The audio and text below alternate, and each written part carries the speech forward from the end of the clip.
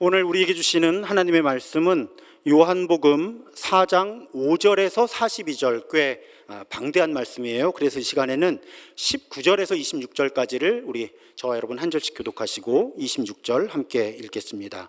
여자가 이르되 주여 내가 보니 선지자로소이다.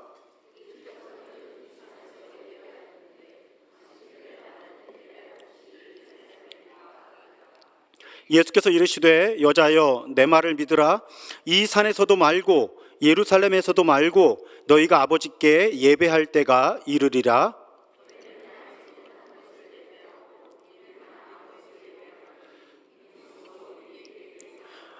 아버지께 참되게 예배하는 자들은 영과 진리로 예배할 때가 오나니 곧 이때라. 아버지께서는 자기에게 이렇게 예배하는 자들을 찾으시느니라.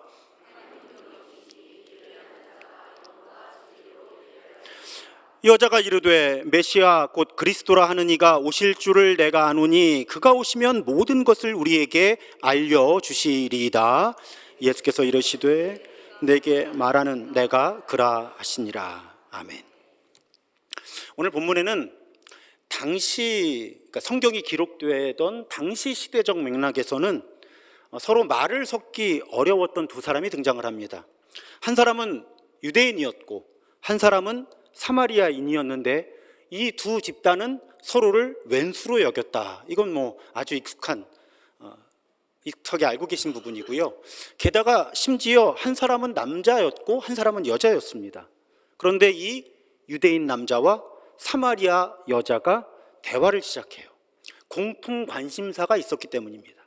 그 공통 관심사는 물이었어요. 물. 이 사마리아 여인은 물을 깃기 위해서 우물가로 나왔고요. 이 유대인 남자, 예수님이죠, 목이 마르셨어요.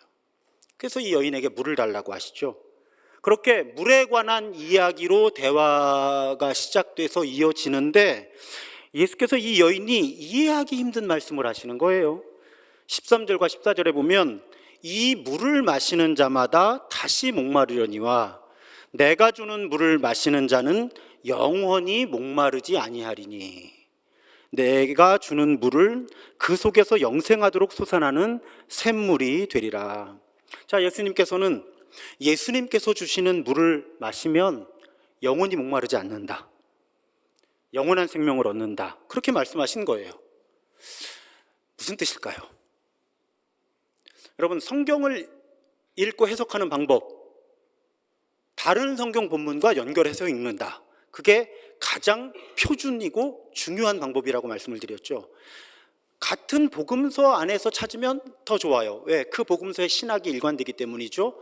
그러면 설교자 입장에서는 자연스럽게 예수님이 물에 대해서 말씀하신 본문이 요한복음 안에 어디 있을까를 찾아보게 돼요. 그러면 요한복음 7장에 예수께서 이런 말씀을 하시는 대목이 나옵니다. 명절 끝날, 초막절이라고 하는 명절이에요. 그 마지막 날, 그런데 그날을 큰 날이라고 불렀습니다. 작은 날이 아니라 큰 날. 왜? 그날은 다 모여서 집회를 했기 때문이에요. 근데 예수님이 한복판에 딱 버티고 서서 누구든지 목마르거든 나에게 와서 마셔라, 이렇게 외치신 거예요. 누구든지 목마르거든 나에게 와서 마셔라. 자, 이게 어떤 맥락일까요? 아까 초막절이라고 말씀드렸죠. 초막절은 이스라엘 백성들이 이집트를 탈출해서 약속의 땅에 들어갈 때까지 40년 동안 광야에서 천막을 치고 살았던 역사를 기억하고 기념하는 절기예요. 그래서 멀쩡하게 집이 있는 유대인들이 예루살렘에 모여서 대략 반경 2km 안에 텐트를 치고 일주일을 살았어요. 역사를 기억하기 위해서. 그리고 마지막 날에는 다 예루살렘에 모여서 큰 집회를 했던 거죠. 그런데 그 집회의 하이라이트에 그런 의식이 있었다는 거예요. 자, 광야에서 제일 필요했던 것이 물이었잖아요.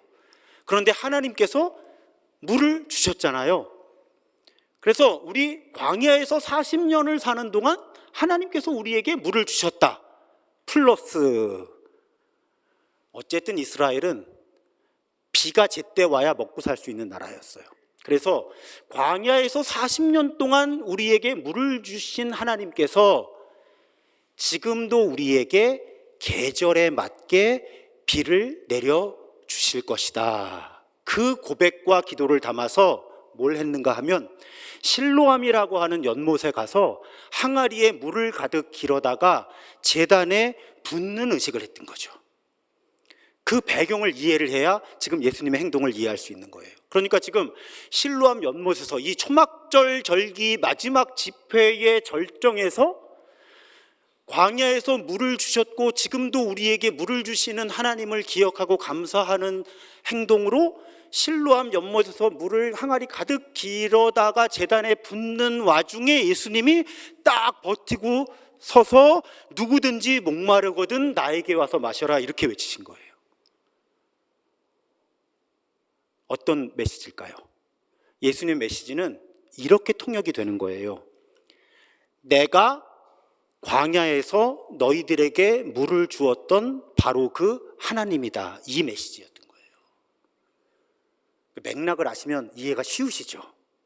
그러니까 좀 복잡해도 따라 들어주세요. 오늘 좀 복잡해요. 양해를 좀 미리 구하는 거예요. 딱 긴장하시고. 자, 예수님이 내가 하나님이야. 너희들이 지금 실로암에서 물을 길어다가 제단에 부으면서 광야에서 물을 주셨고 지금도 우리에게 이른 비와 늦은 비를 주시는 하나님을 기억하고 감사하면서 그 이름을 부르는데 내가 물을 주는 존재야 라고 선포하신 거죠. 근데 그러시면서 예수님이 한 말씀을 덧붙이십니다. 이건 더 복잡해요. 나를 믿는 사람은 성경이 말한 바와 같이 그의 배에서 몸에서 생명의 물이 강물처럼 흘러나올 것이다 이렇게 말씀하신 거예요. 이건 또 무슨 말씀일까요? 예수님을 믿는 사람들의 몸에서 생명의 물이 흘러나올 것이다. 그런데 예수님이 힌트를 주셨어요. 성경이 말한 바와 같이. 무슨 뜻이에요? 나를 믿는 사람은 그 몸에서 생명의 물이 흘러나올 건데 이 말씀이 이미 구약 성경에 기록되어 있어 라고 말씀하신 거예요. 그럼 또 우리 구약 성경을 찾아봐야 되는 거예요. 어디서 예수 믿는 사람 몸에서 물이 흘러나온다고 어디 구약 성경에 기록되어 있지? 여러분 놀랍게도 꽤 여러 본문을 찾을 수가 있는데 대표적인 본문이 에스겔서 47장이에요. 에스겔 47장에 보면 에스겔이라는 선지자가 환상을 봅니다. 그 환상이 어떤 환상인가 하면 성전이 나와요. 근데 성전이 있는데 그 성전에서 물이 흘러나오기 시작해요. 강이 돼요. 그런데 그 성전에서 흘러나오는 물이 닿는 곳마다 생명이 소생합니다. 생명이 살아나요. 여러분 예수님은 바로 지금 그 예언이 예수님을 통해 성취되었다고 말씀하고 계신 거예요. 아니 목사님, 어떻게 성전에서 물이 흘러나오는 환상하고 예수님에게서 물이 흘러나오고 심지어는 예수 믿는 사람 몸에서 물이 흘러나오는 게 연결이 됩니까? 목사님 너무 오버해서 연결하시는 거 아닙니까? 여러분 그렇게 질문하실 수 있어요. 그럼 또 어쩔 수 없이 성경의 논리를 조금 더 자세히 설명해 드려야 되는데 요한복음 2장에서 예수님이 이미 힌트를 주셨습니다. 성전 다 뒤집어 엎으시면서 예수는 성전된 자기 육체를 가리켜 말씀하신 것이다 이렇게 기록되어 있죠. 그러니까 본래 성전이 있었어요. 그런데 예수님이 오시면서 뭐가 성전이 되었다는 거예요? 예수님이 성전이 되셨다는 거예요. 그럼 이제 조금 힌트가 되나요? 에스겔이 어떤 환상을 봤다고요? 성전에서 생명을 살리는 물이 흐르는 걸 봤다고요. 근데 예수님이 뭐라고 주장하신 거예요? 나에게서 생명의 물이 흘러나올 것이다. 왜? 예수님의 몸이 성전이 되었기 때문에. 이거는 성경을 입체적으로 읽지 않으면 알 수 없는 거예요. 자, 성전에서 생명의 물이 흘러나와서 온 세상을 살리는 환상을 에스겔이 봤는데 예수님이 이 땅에 오셔서 예수님의 몸을 성전 삼으셨다는 거예요. 그래서 그 성전된 예수님으로부터 생명의 물이 흘러나와서 그 물을 마시는 사람들은 영원한 생명을 얻는다. 영적인 목마름으로 고통받지 않을 것이다. 예수님이 이 메시지를 주신 거예요. 그러면 성경을 조금 깊이 있게 아시는 분들은 대답하실 수 있어요. 그러면 예수 믿는 사람들의 몸에서 생명의 물이 흐르는 건 어떻게 해석을 할 수 있을까요? 여러분, 고린도전서에서 예수님을 메시아 그리스도로 영접한 사람들 몸이 성전이라고 선언하잖아요. 우리 몸이 하나님의 영이 거하시는 성전이다. 그러니까 성전된 예수님으로부터 생명의 물이 흘러나온다면 예수님을 믿는 사람들의 몸도 성전이어서 예수 믿는 사람들의 몸에서도 생명의 물이 흘러나올 거라는 거죠. 이렇게 성경이 입체적으로 사실은 일관된 예언과 그 예언의 성취를 이루어주고 있는 거예요. 여러분, 이런 걸 많이 아실수록 하나님과 하나님의 통치를 이해할 수 있는 재료들이 많이 주어지는 거여서 여러분, 평일날 성경 공부하러 못 오시잖아요. 그러니까 주일에라도 성경을 어떻게 하면 더 연결해서 알려드릴까 제 나름 애를 쓰는 거예요. 하나만 딱 더 가볼게요. 자, 지금 성전에서 생명의 물이 흘러나와서 생명을 살려요. 근데 예수님의 몸이 성전이고 예수님을 믿는 사람들의 몸이 성전이 되어서 그 사람들한테서도 생명의 물이 흘러나와서 생명을 살린다는 거예요. 근데 그 물의 정체는 뭘까요? 이것도 예수님이 사실 알려주셨어요. 요한복음 7장 39절에 보면 이는 그를 믿는 자들이 받을 성령을 가리켜 말씀하신 것이다. 그 생명을 살리는 물이라는 것이 다른 것이 아니라 하나님의 영이라는 거죠. 예수님으로부터 하나님의 영이 나오시고 우리도 성령께서 우리 안에 계시기 때문에 우리를 통해서 하나님의 영이 세상을 살린다는 거예요. 그렇게 정리된 메시지를 여러분들이 이해하실 수 있습니다. 그래서 여러분, 우리가 정말로 예수님을 믿는다면 우리 안에 성령이 계신 거잖아요. 예수님의 영이시잖아요, 성령이. 그래서 그 예수님으로부터 나오는 생명의 물이 우리의 영적인 목마름을 해결해 준다는 거예요. 그렇게 나를 살린다는 거죠. 근데 나만 살리는 게 아니라 내가 다른 사람들을 만날 때 내 안에 계신 성령께서 다른 사람들도 살게 하신다는 거예요. 이 어마어마한 진리를 알고 살아야 현실이 되는 거예요. 알고 살아야.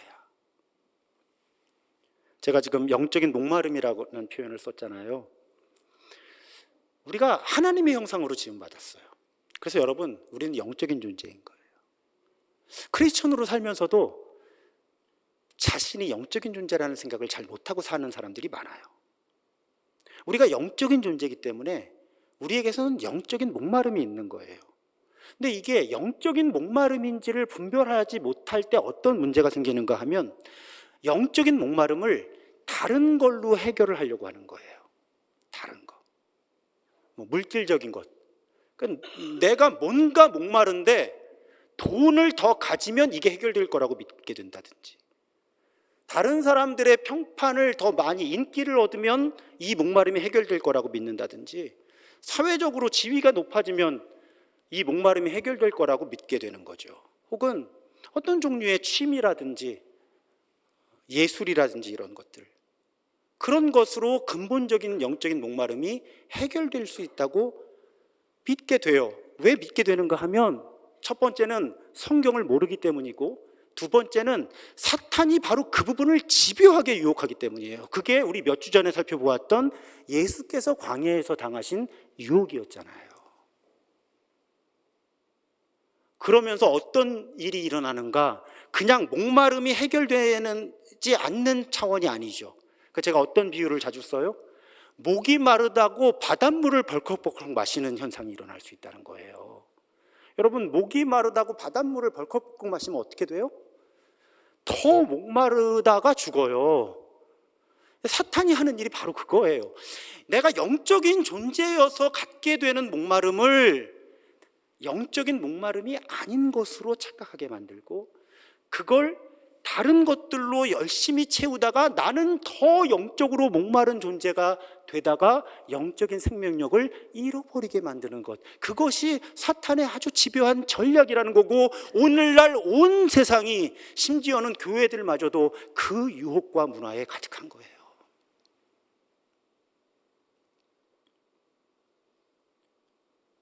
여러분, 영적인 목마름은 예수님과의 친밀한 관계를 통해서만 해결이 되는 거예요. 이거 받아들이셔야 돼요. 영적인 목마름이라면, 다른 종류의 목마름이 아니라 정말 내가 영적인 목마름이라면, 그 영적인 목마름은 예수 그리스도와의 친밀한 사귐을 통해서만 해소가 될 수 있다는 거예요. 교회 안에 아무리 수십 년을 있어도 이 진리를 받아들이지 못하면 계속 목마른 거예요. 그러면서 뭐라 그래요? 교회 나와도 별거 없더라. 교회 나와도 해결이 안 되더라. 맞아요, 여러분. 교회 나와도 해결 안 돼요.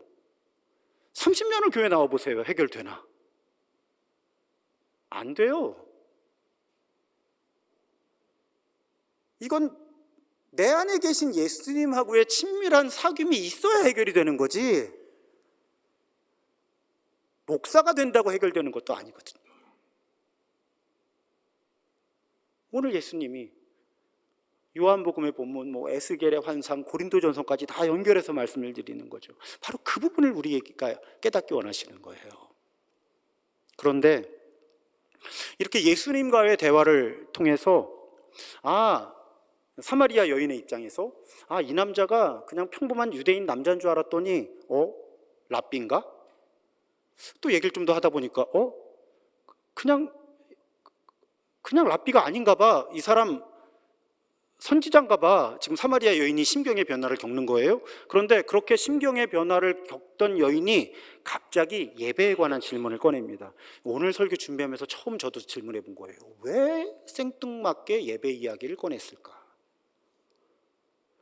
자, 질문의 내용이 무엇입니까? 우리 성경 통독하시는 분들, 우리 신명기 27장에 보면 그리심산이라고 하는 성소가 만들어지고 시온산이라고 하는 성소가 만들어져요.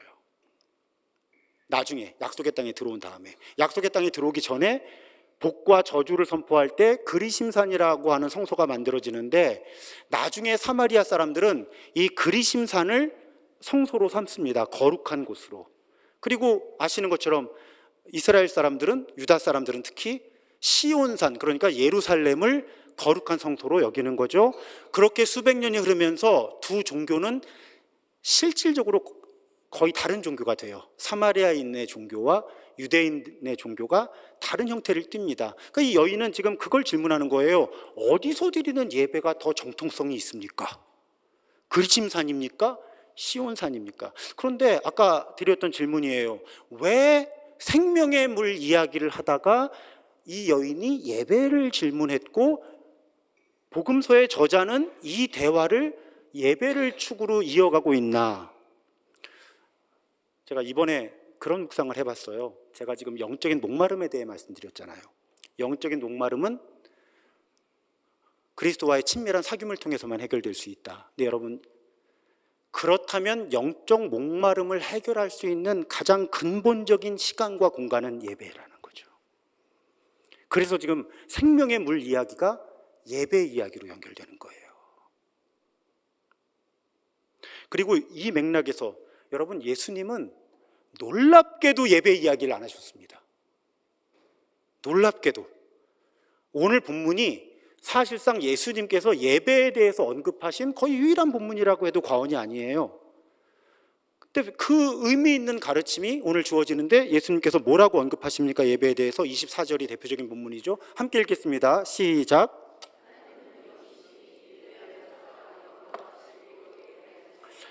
자, 이 여자는 어디서 드리는 예배가 정통성이 있습니까? 라고 물었지만, 예수님은 어디서 드리는 예배인가가 예배의 본질을 규정하지 못한다라고 말씀하신 거죠. 그럼 예배의 본질이 뭐라고 말씀하신 거예요? 예수님이 영과 진리다. 그러면 이제 이걸 살펴보면 오늘 설교가 끝나겠죠. 자, 영으로 예배한다는 건 뭘까요? 여러분, 우리가 영적인 존재라는 걸 기억하는 거예요.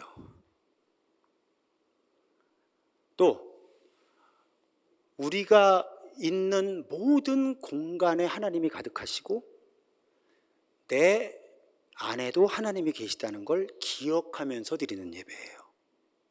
아니, 목사님 그거 다 아는 거 아닙니까? 여러분, 가슴에 손을 얹고 생각해 보세요. 심지어 예배를 드리면서도 내가 영적인 존재라는 감각 없이 예배 드리실 때 있잖아요. 제가 어떻게 아냐고요? 저도 그럴 때가 있어요.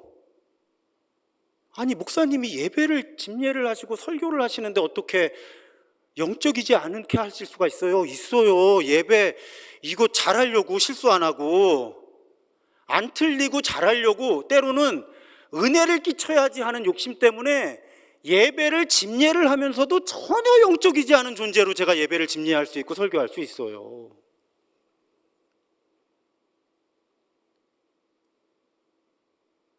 영으로 드리는 예배라는 건 하나님이 영이신데 그 영이 여기 가득하다고 하는 것을 계속 기억하는 거예요. 내 안에도 가득하시다는 걸 계속 기억하는 거예요. 그리고 내가 하나님 안에서 하나님을 품고 예배하고 있다는 감각을 잘 지켜가는 예배가 영적인 예배예요.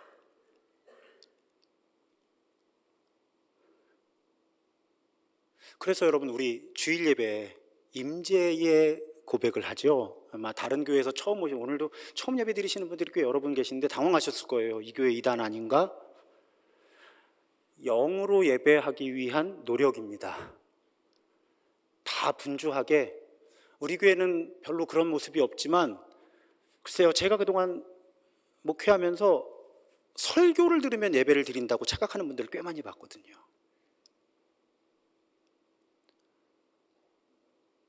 근데 영으로 예배한다는 건, 그래서 예배를 시작하면서 우리가 고백하는 거예요.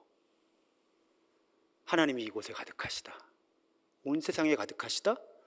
근데 놀랍고 신비하게도 그 하나님이 나를 가득 채우고 계신다.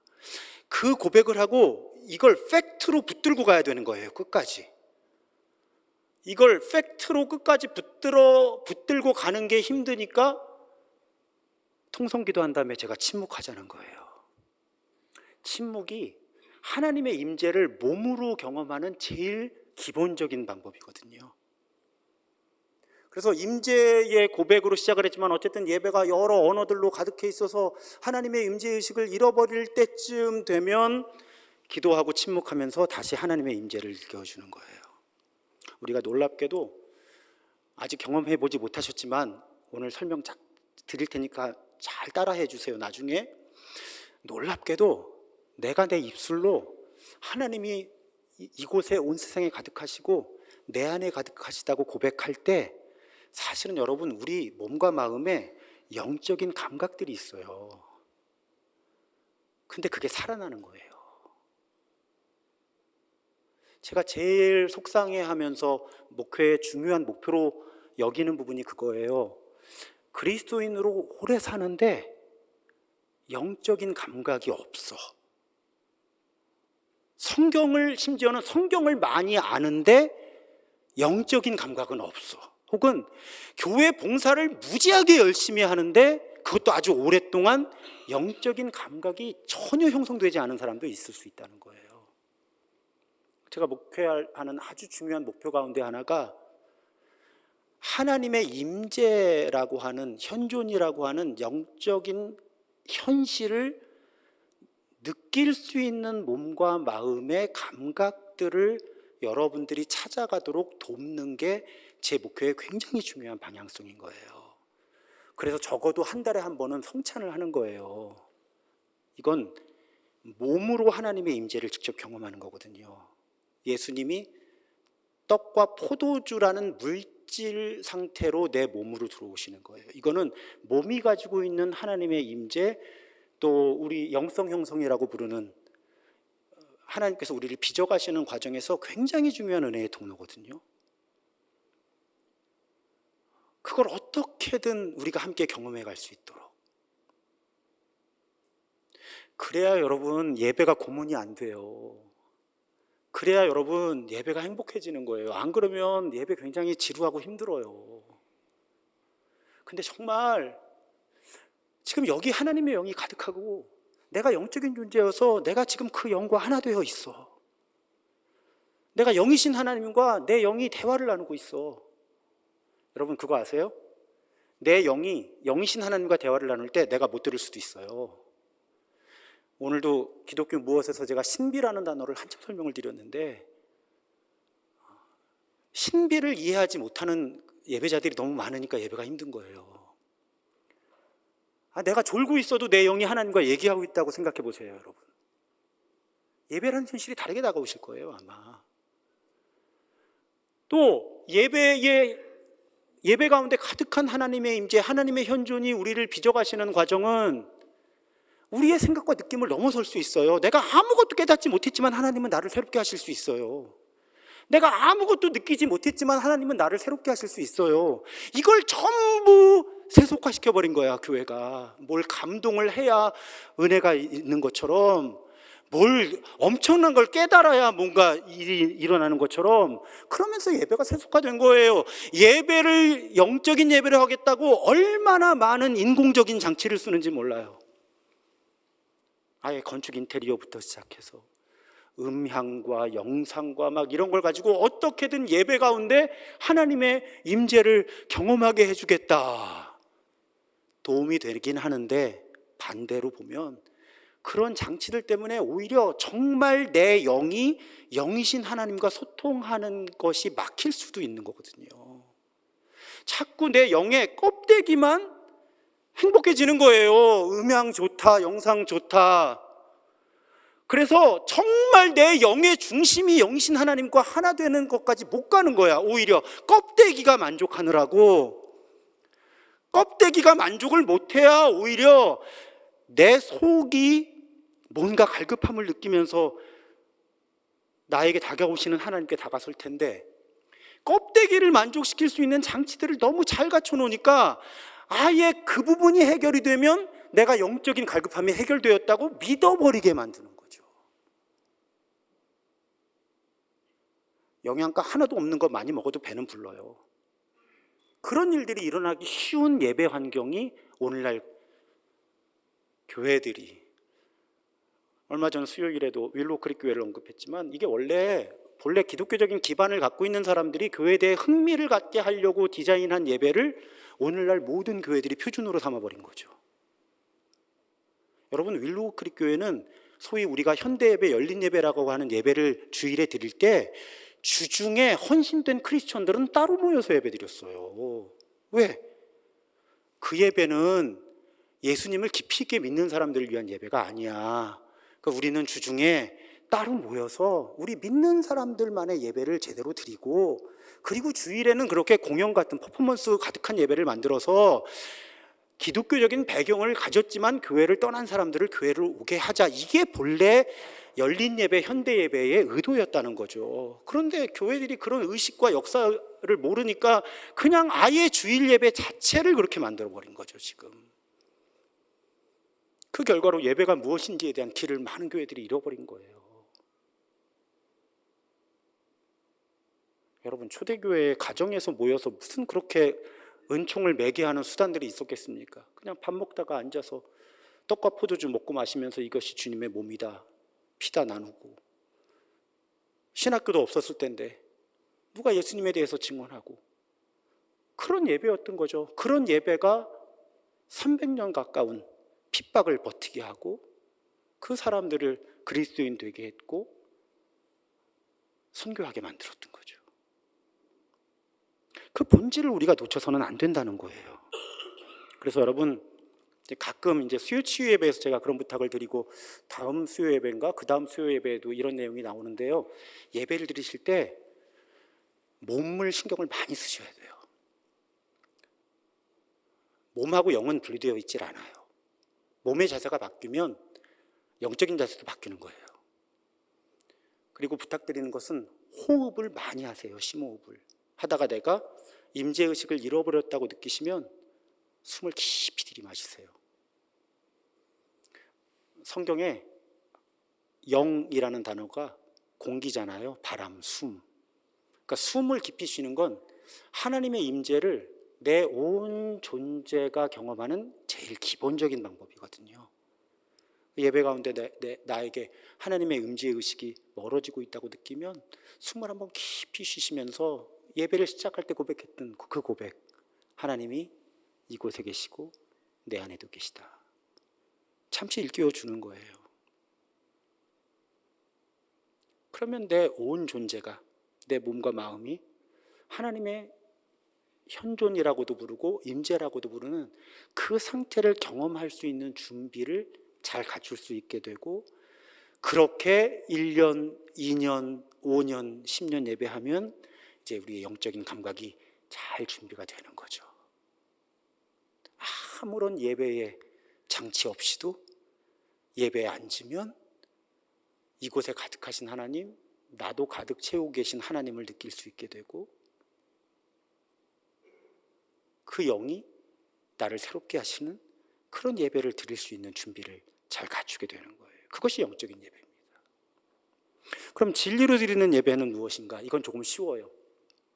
예배 가운데 사용되는 모든 언어, 또 때로는 그 언어를 벗어난 비언어적인 요소들이 성경을 통해 계시된 하나님과 하나님 나라의 좋은 소식을 정말 정확하게 담아낼 수 있느냐는 거예요. 성경적인 진리가 바르게 선포되고 있느냐. 예를 들어 드리겠습니다. 찬양 굉장히 중요해요. 우리 김영근 목사님 선곡하시는데 제가 계속 지침을 말씀을 드려요. 왜? 성경적이지 않은 가사를 담고 있는 찬양이 굉장히 많아요. 더군다나 찬양의 본질은 하나님의 이름을 높이는 건데, 하나님의 이름을 높이려고 하는 찬양보다는 우리를 행복하게 하는 찬양이 훨씬 더 많아요. 지금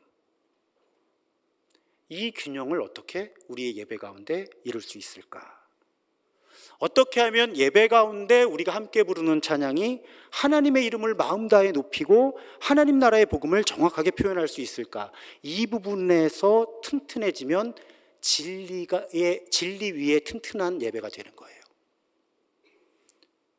신앙 고백 중요해요.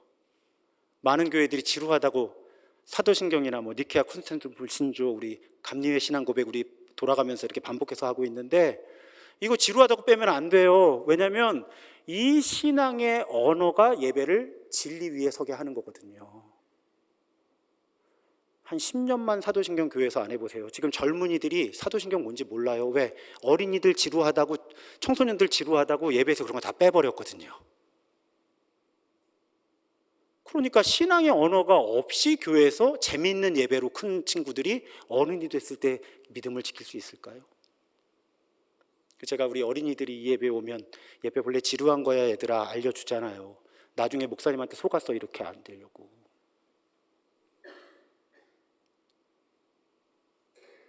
기도의 언어 말도 못하게 중요해요. 우리 교회가 대표 기도를 아직은 제가 주로 하고 또 장로님들이 절기하시고 이런 형태를 유지하는 굉장히 큰 이유가 제가 자신이 없어서 그래요. 여러분들이 돌아가면서 대표 기도를 할 때 그 기도의 언어를 같이 잘 만들어 가야 되는데 이게 너무 우리 모두에게 큰 부담이 되지 않을까 해서, 저도 어렵거든요. 기도문 한 편을 쓰는 게. 여기 다른 교회에서 오신 지 얼마 안 되시는 분들이 저에게 토로하는 그 다른 교회에 있을 때 어려움 중에 하나가 대표 기도거든요. 대표 기도가 정말 성경적인 진리를 잘 담아내고 있는가에 관심도 없잖아요, 교회들이. 그러면 진리를 벗어난 예배가 되는 거예요. 그래서 제가 우리 어린이 예배에 어린이들이 가급적 기도하지 않게 했으면 좋겠다고 그랬어요. 왜냐하면 그러면 아이들이 기도를 못 배워요. 어른들이 잘 준비된 기도를 계속 들려줘야, 성경적인 언어를 사용해서, 그래야 아이들이 기도를 배우는 거예요. 아주 많은 청소년 청년들이요, 기도 문장이 4-5문장을 못 벗어나요. 왜? 어릴 때부터 애들 시키자고 돌아가면서 애들한테만 기도를 시키니까, 하나님 감사합니다, 오늘 예배할 수 있게 해서 감사합니다, 예배 잘 드리게 해주시고 오늘 예배 안 나온 애들 다음 주에 나올 수 있게 해주시고 예수님의 이름으로 기도드립니다, 아멘. 웃음이 나오는 이유는 경험들이 있으시다는 거잖아요. 기도를 어디서 배워요, 여러분? 우리가 예배에서 배우는 거예요. 그렇게 기도가 성경적인 언어 위에 서야 그 예배가 진리로 드리는 예배가 되는 거예요. 근데 그 의식을 갖춘 교회가 그리 많지 않은 것 같아요. 설교는 말할 것도 없죠, 뭐. 설교가 성경적이어야 하죠. 나름 애쓰고 있어요. 근데 여러분, 한 가지만 말씀드리면, 예수님이 진리라고 말씀하셨잖아요. 그래서 우리 교회가 추구하는 설교, 특히 주일 예배 설교는 예수님이 어떤 분이고 어떤 일을 이루시는 분인가에 대한 설교가 핵심에 놓이게 하는 거예요. 계속. 왜? 다른 것도 진리이지만 어쨌든 예수님이 내가 진리라고 그러셨잖아요. 그러니까 정말 진리의 토대 위에 튼튼하게 서는 예배는 저는 예수님이 어떤 분이시고 그 예수님이 무엇을 이루셨고 이루실 것이며 예수님을 따라 산다는 것이 무엇인지를 명확하게 성경적으로 전달하는 설교가 예배를 진리 위에 서게 한다고 제가 굳게 믿고 있는 거예요. 다른 건 다른 데서 배우실 수 있거든요. 얼마나 유튜브에 좋은 영상이 많은지 몰라요. 다른 건 다른 데서 배우실 수 있어요. 그런데 정말 주일 설교가 아까 말씀드린 대로 평일에 교회 와서 성경 공부하실 수 있는 분들 우리 교회에 10% 20%밖에 안 돼요. 그런데 주일 설교가 예수님이 어떤 분이시고 어떤 일을 이루시는 분인가, 그 예수님을 따라 산다는 것이 무엇인지를 다루지 않으면 우리가 기독교인의 정체성을 가질 수가 없는 거예요. 오늘날의 문화에서는 적어도. 우리는 이 부분에 있어서 아주 집중해서 예배하고 있다는 것입니다. 한 가지 부탁드리고 싶은 게 있습니다, 여러분. 우리 그리스도인들이 조심해서 사용해야 하는 언어를 제가 가끔 말씀드리잖아요. 단어. 그 중에 하나가 힐링이에요. 뭐 치유라는 뜻인데 우리 그냥 힐링 되었어, 힐링해 뭐 이런 얘기 하잖아요. 여러분, 뭐 유튜브나 여러 미디어들을 보면 좋아하는 사람하고 맛있는 거 먹으면 힐링됐다 그래요. 어디 경치 좋은 곳에 여행하고 오면 힐링됐다 그래요. 뭐 신나는 취미 활동을 하면 힐링됐다 그래요. 맞아요, 힐링돼요. 하지만 여러분, 게다가 이런 표현들이 자주 광고랑 결합을 하죠. 이런 걸 해보세요, 힐링됩니다. 이런 논리로 광고가 많이 이루어지죠. 여기 여행하고 오세요, 힐링됩니다. 이거 먹어보세요, 힐링됩니다. 근데 여러분, 그런 활동들을 통해서 우리가 경험할 수 있는 힐링이라고 하는 건 아주 일시적이고 얕은 수준이라는 건 우리가 알고 살자는 거죠. 왜? 우리 영적인 존재여서. 영적인 목마름이 근본적으로 해결되지 않으면 이제 뭐가 문제예요? 그런 힐링을 추구하는데 점점 더 자주, 점점 더 강한 뭔가를 추구하게 되는 거죠. 아마 그런 익사이링한 거, 신나는 거 추구하시다 보면 비행기에서 낙하산 메고 뛰어내리셔야 될 거예요. 근데 그것까지 하고 나면 그 다음에 뭐가 힐링해 줄까요? 가장 근본적인 힐링은 예수님과의 친밀한 사귐 속에서 오는 거예요. 그래서 여러분, 제발 믿어도 별로 의미 없더라, 뭐 예배 드려도 별로 의미 없더라 하지 마시고 정말 영과 진리로 드리는 예배가 무엇인가를 나의 버전으로 만들어서 예배하셔야 되는 거예요.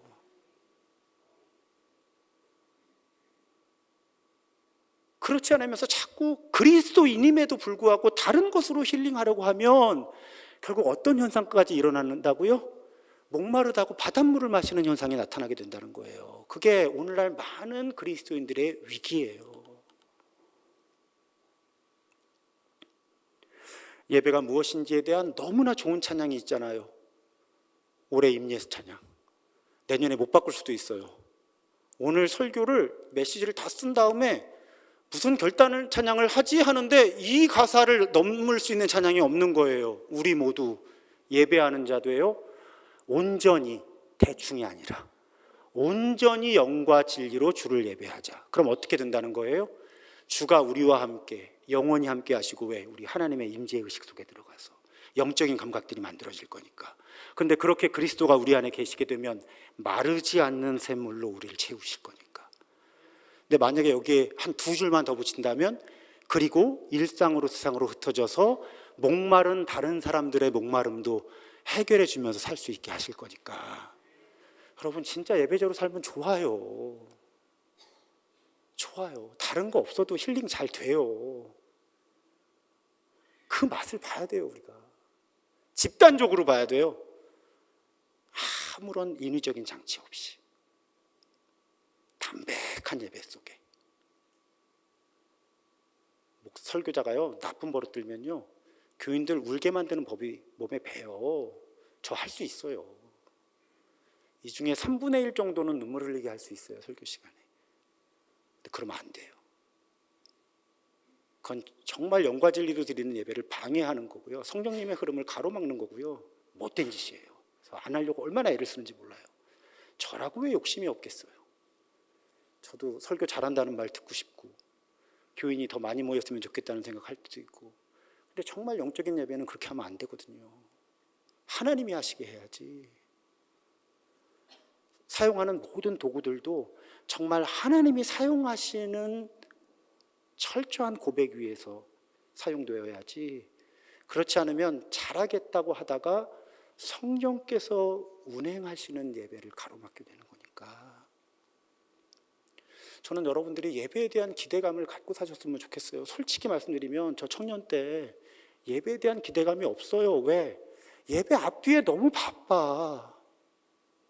제가 우리 교회를 자꾸 어떻게든 최선을 다해 단순하게 만들고 싶은 마음이 거기 있는 거예요. 예배에 온전히 집중해도 영적인 목마름이 해결될까 말까 한데, 교회에 오면서 사역해야 되는 거, 모임해야 되는 거, 회의해야 되는 거, 이거 한번 마음에 딱 잡히면요, 목사도 예배 제대로 못 드리더라니까. 오늘 예배 마치고 기획위원회에 잘 돼야 될 텐데 하는 순간 임재의식이라는 게 사라져버려요, 저에게서. 그래서 어떻게 하면 처절하게 단순한 교회를 만들까? 그래야 어떻게든 예배에 집중하다가 영과 진리로 드리는 예배를 드리면서 영적인 목마름도 해결하고 다른 사람의 영적인 목마름도 도울 수 있는 사람들이 될 텐데, 우리 교회가. 그게 담임 목사로서의 저의 마음인 거예요. 부탁드리는데요, 교회에서 많은 거 추구하셔도 돼요. 하지만 그 제일 앞에 예배가 있어야 되는 건 맞아요. 만약에 교회에 나오실 때 예배가 아니라 다른 게 자꾸 방해를 하거든 심각하게 고민해 보셔야 돼요. 내가 정말 바른 길을 걷고 있는 건지, 바르게 예배하고 있는 건지. 그렇게 우리 정말 예배하는 자로 살면서 그 예배의 행복 누리고요, 예배를 통해 회복한 생명을 다른 사람들에게 나눠줄 수 있는 그런 예배자들로 우리 모두 일관되게 새롭게 꾸준하게 계속 빚어지시기를 주님의 이름으로 축복합니다.